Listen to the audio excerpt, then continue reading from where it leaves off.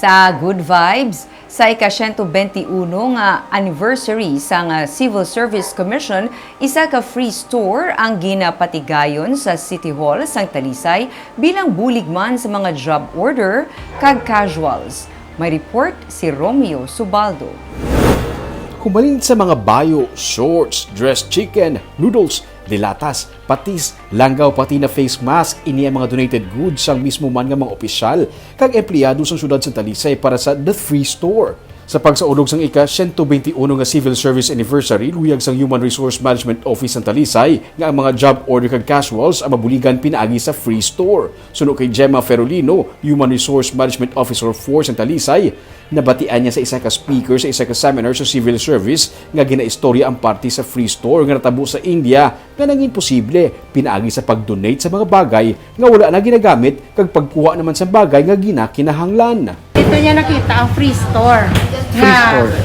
People are invited to donate whatever they do not need nga like mga household items nila o mga personal items nila at i-donate na nila sa Free Store, and at the same time they are free also to pick from the store whatever item available nga they think they need. Sa ikaduha nga adlaw sang The Free Store sa likod ng City Hall kay nagpila ang traffic enforcer nga si Macario Bacaro kag ang 60 anyos nga si Winnie Viñales nga isa ka garbage collector. Dako ang ila pagpasalamat nga may amo sining aktibidad sa City Hall kay dako ini nga bulig para sa ila. Panahon nga pandemic may patag ng oportunidad. Salamat. Di ko na sa Tila mas madamo, may lupot ang panaga. dako pangabulig. Dako yung tulig. Kinamaligan pa sila kaya uya sila kasi ako kapadala kuya.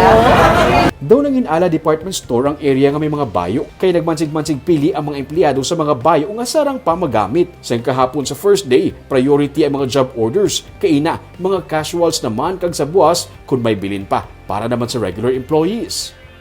Ang pinagin man ka priority sang sini nga Free Store ang amon nga job order personnel because they receive less from among casuals, regular personnel. That's why kagapon ni siya nag-open lang ang priority nga mga customers kagapon JO. Okay. Today casuals.